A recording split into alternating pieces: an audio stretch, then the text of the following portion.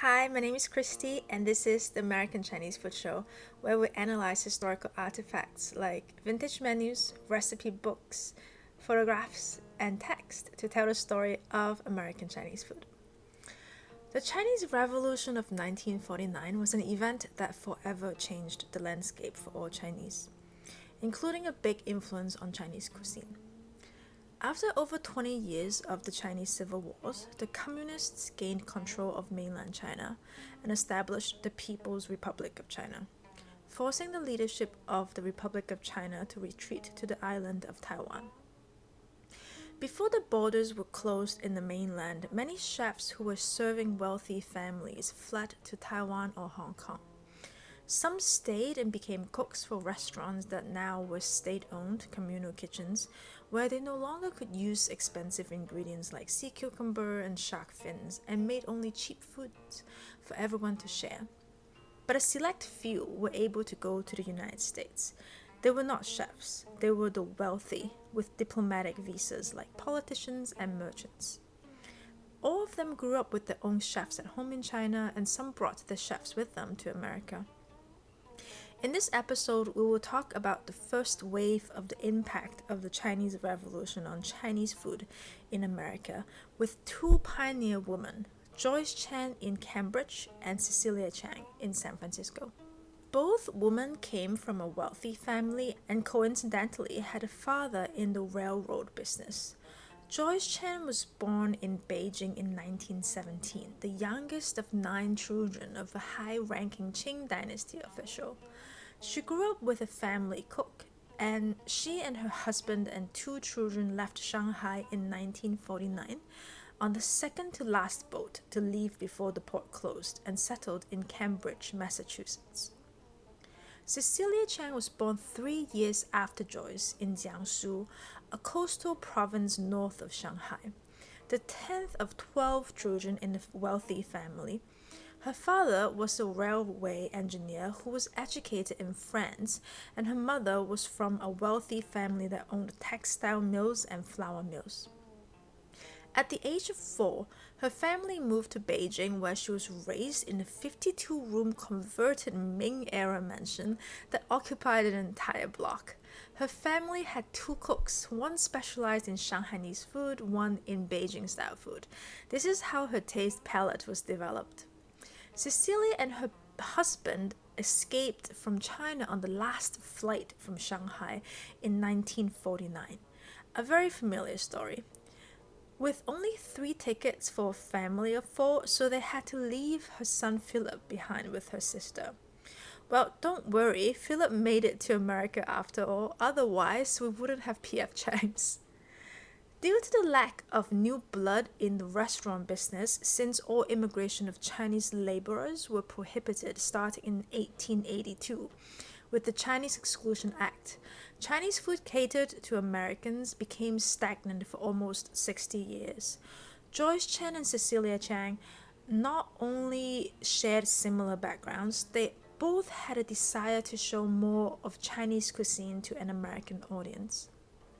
For Joyce Chen, she cooked food for events at her children's school, and the food became so loved people stopped her for the recipes. It inspired her to open her first restaurant in 1958 called Joyce Chen Restaurant. We have here a menu I believe to be from her second location opened in 1967 after she sold the original restaurant to her ex-husband after their divorce, who converted it to a Japanese restaurant. Because there's a paragraph here that apologizes for a small space which could only seat 60 people.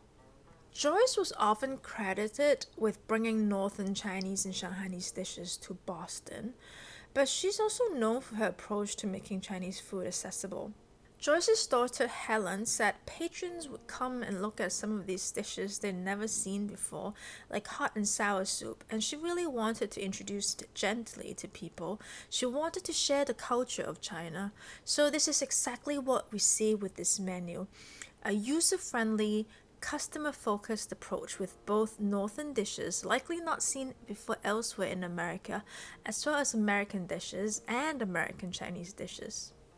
Let's start with the appetizers section. We have two types of spring rolls, one American and one Shanghainese. Shanghainese spring rolls are a bit longer, usually with pork, shiitake mushrooms, napa cabbages, and most importantly, huangjiu, yellow wine from the Zhejiang area, the province south of Shanghai.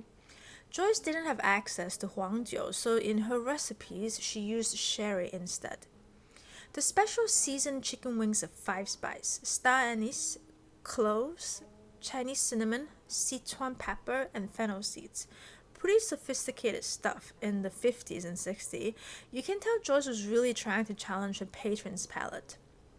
And likely the most important item Joyce brought to America, a name that she coined herself that is still sometimes used in the Boston area, Peking ravioli, is actually pot stickers, or guotie in Chinese. Before this, the only type of dumpling Americans got was Cantonese wonton, which is also on this menu. There are two noteworthy items in the soup section, hot and sour Peking soup and Joyce Chen's special soup, which is sizzling rice soup. The origin of hot and sour soup is lost. Some say it's created 1,000 years ago in Beijing over a very hot summer. Common folks couldn't afford fruits to cool off, so chefs put together cheap ingredients like pig blood and tofu for a soup that is sour and spicy to help digestion. Some say it's created in the Warring States period around 500 BC over a war in the Shandong area to help clear up the head of the soldiers with this refreshing soup who were trapped so they could escape. Crispy rice first appeared in The Way of Eating, written in 1792, one of the most important culinary books in history. Making crispy rice into soup is a Jiangsu tradition. The story goes, Qianlong Emperor in the Qing Dynasty, in one of his expeditions, was very hungry and asked the village woman for food. The woman didn't know who he was, so she just gave him some remaining crispy rice from the bottom of the pot, along with some vegetable soup. But these two soups really stood out among the usual egg drop soup and wonton soup you get at Cantonese joints. The meat section is dotted with regional dishes outside of Cantonese cuisine. For example, mushi chicken. We all now know what mushu is, but before this first wave of culinary talents coming to America after the Chinese Revolution in 1949, it was not an item on any menus because it's a northern Chinese dish from Shandong and we only mostly had Cantonese in the restaurant business up until now. We're also seeing Sichuan dishes like the crisp Chongqing duck and Chongqing pork, which is twice cooked pork, and Hunnanese dishes like red cooked pork in pot, and Zhejiang and Jiangsu dishes like lion head and Shanghai ham, which is braised pig knuckle, and a lot of shrimp dishes in Shanghainese style. The most interesting things about this menu, however, are on the first page. Apparently, Joyce often served buffet-style meals to allow customers to try samples of everything. According to her son Stephen, he or she pioneered the all-you-can-eat Chinese dinner buffet to boost sales of otherwise slow Tuesday and Wednesday nights. We don't know if this is the beginning of Chinese buffet, but it's really cool to see. Joyce also had special Chinese pastry every Saturday where she made items like xiaolongbao, the Shanghainese broth-filled steamed pork dumplings.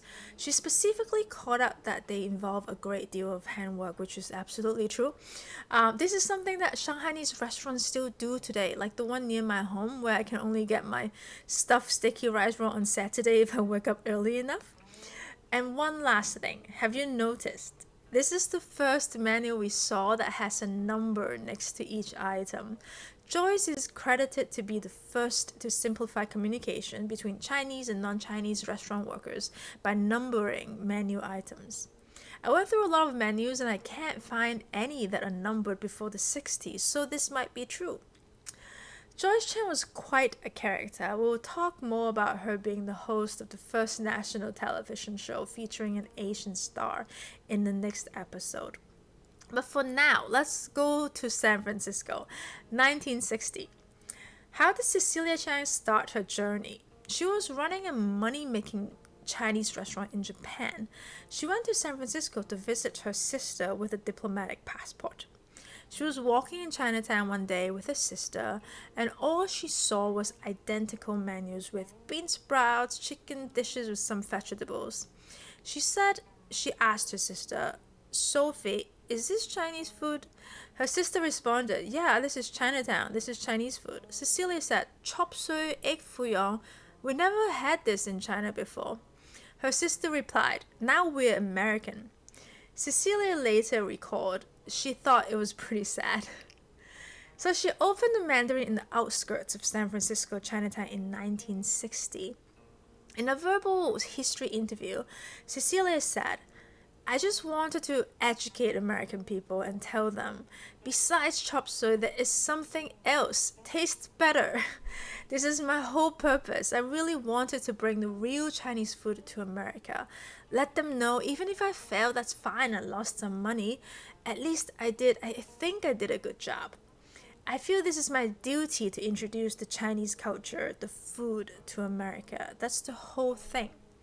But somehow I have faith. I think I'll make it. And yes, she absolutely did. She moved the Mandarin to a 300-seat location in Ghirardelli Square, ran a successful business for over 20 years, and won the James Beard Foundation Award for Lifetime Achievement. Gourmet magazine Severus credited Chiang with introducing regional Chinese cooking to America. Well, we're not done with these two ladies yet.